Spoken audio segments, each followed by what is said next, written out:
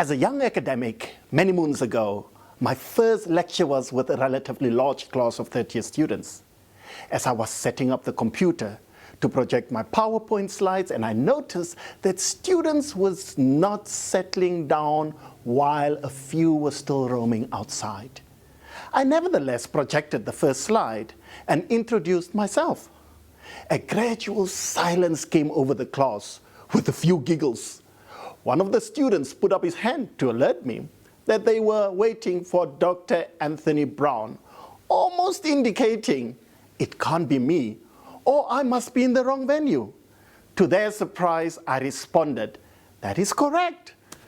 The students again put up his hand to ask if I am Dr. Anthony Brown, and I responded with a question, "Why?" By now, my question led to more giggles. The student mumbled, "Impossible." This is where I realized there is some perception about who Dr. Anthony Brown may be.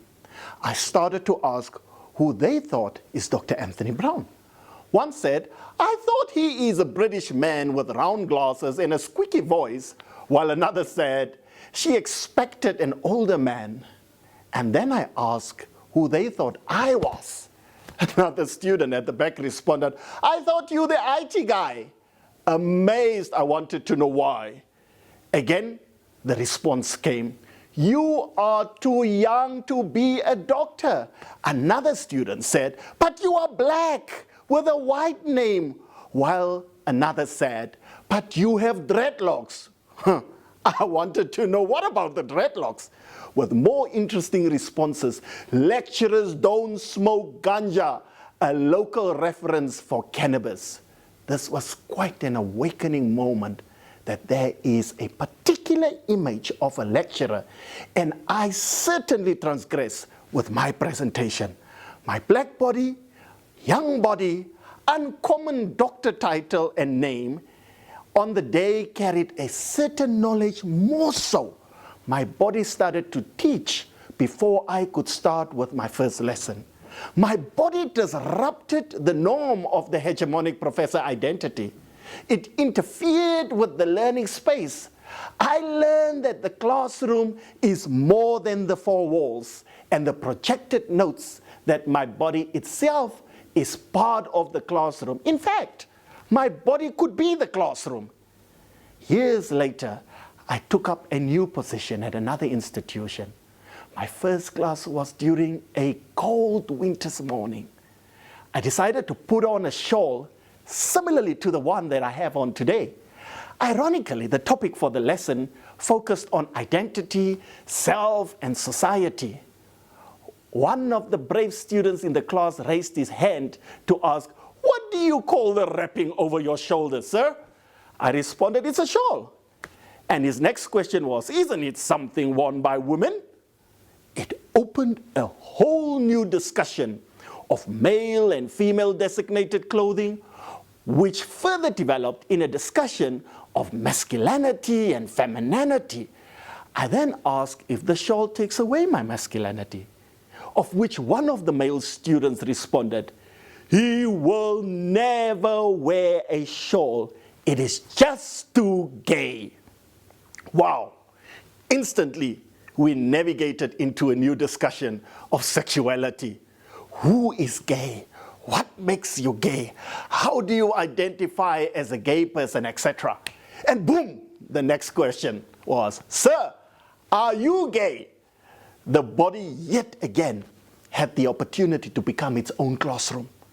I wanted to know why the question, and the answer was, "Your shawl." I decided to prompt a little bit more on the topic and asked if it would matter if I am gay. One student said, "I have never seen a gay professor. It was an impression that heterosexuality is the only acceptable, esteemed, privileged, and valorized identity. At the same time, those who deviate from this norm are doomed, justified to be looked down, and in some cases be fatally removed from the surface of this universe." A debate among students erupted about gayness as an un-African identity, an abomination, and something abnormal. It was emotional, tensed, at times verbally aggressive, with some defending and others denouncing it. At this point, I introduced the South African Constitution, which acknowledges, affirms, protects sexual and gender diversity, the South African School Act that prohibits discrimination, and the Educators' Code of Conduct that calls for an inclusive and respectful learning environment. It confronted these aspiring teachers about their future professional identity, but also their social responsibility to a diverse nation. One of the female students wanted to know if I was really gay. My response, I don't know what really gay means, but yes, I am gay. One of the females at the back of the class shouted, "Oh, what a waste." And another said, "But he looks like a real man." This reminded me of my very first lecture in higher education, with my dreadlocks and skinny jeans and an image that disrupted the identity of what a professor should and should not look like. I consciously realized that my body and its presentation has the power to teach, to disrupt, to question, and to transform. The classroom teaching tools go beyond the computer, beyond the lecture slides, the voice, and the chalkboard. It certainly includes the body of the lecturer, the body of other students, bodies in our textbooks. As the debate continued to who is gay in the African classroom, a cisgender appearing student raised her hand and said, "Your description of a lesbian person does not fit me. I look like your everyday female, but I'm not. I'm a lesbian in a loving relationship with another woman." One male student in class shouted, "Unbelievable," while another invited her to be his girlfriend so that he could fix her. This pedagogical moment made me ask how bodies could position, challenge, and change the status quo. The body confronted and generated a dialogue which stimulated reflections about deep-seated, normative, and often hostile perceptions of being, personhood, identity, self, and the collective. The body as a pedagogical tool in the form of a black gay professor with a shawl, a young lecturer with dreadlocks and a perceived European name, a cisgender appearing lesbian student not only disrupted the status quo, but liberated and reshaped pervasive perceptions of being and difference. The expression of the body and its pedagogical power challenged students to examine and rethink their power from unearned privileges of hegemony, normativity, and mainstream views. In a lesson about the self in society, the body as a teaching space calls on an awareness for diverse ways of being, and it may not be comfortable or palatable, but the acknowledgement of the existence and belonging is fundamental.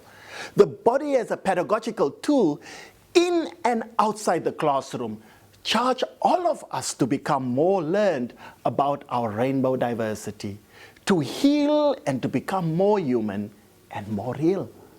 The body as a pedagogical tool should be unapologetic and intentional in creating diverse ways of being, and in so doing, generate uncomfortable conversations that would deconstruct compulsory embodiments that dominate, oppress, and discriminate.